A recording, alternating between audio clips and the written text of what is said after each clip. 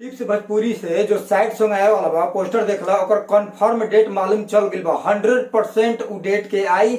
अगर उ डेट के ना आइलो तो चैनल को अनसब्सक्राइब कर दिया भाई। एकदम 100% जो लीक गाना हो गई रहे भैया के वो अब यूट्यूब पे देखे के ना मिली, लेकिन 100% कंफर्म डेट आ गई बा। एकदम 29 तारीख के मतलब 29 सितंबर के गाना तार लोग के देखे के मिली। पहले पोस्टर आई हमारा बुझाता है कि 26 तारीख के या 27 तारीख के पोस्टर आज टिप्स भोजपुरी वाला इतना तार लोग को बता देता नहीं। 29 सितंबर के मॉर्निंग में गाना आई, एकदम सुबह गाना आई। अब पोस्टर देखो कब तक रिलीज होता, 27 तारीख को होता कि 26 तारीख को होता।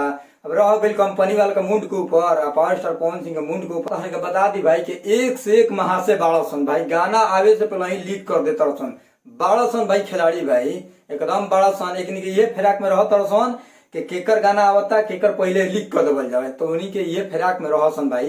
लेकिन गजब लीक कर देता रहसन भैया के। जब लीक कर देता रहसन गाना अधिकतर देखल जाला कि भैया के गाना लीक हो जाला। हालांकि कितना सिंगर के कहाँ लीक होला, भैया के गाना लीक हो जाला कि भैया के सॉन्ग चुरा के गा देवे सन, बार बार लीक हो जाला। बाकी अपन कमेंट सेक्शन में बताइए लोग 29 सितंबर के सॉन्ग आवता।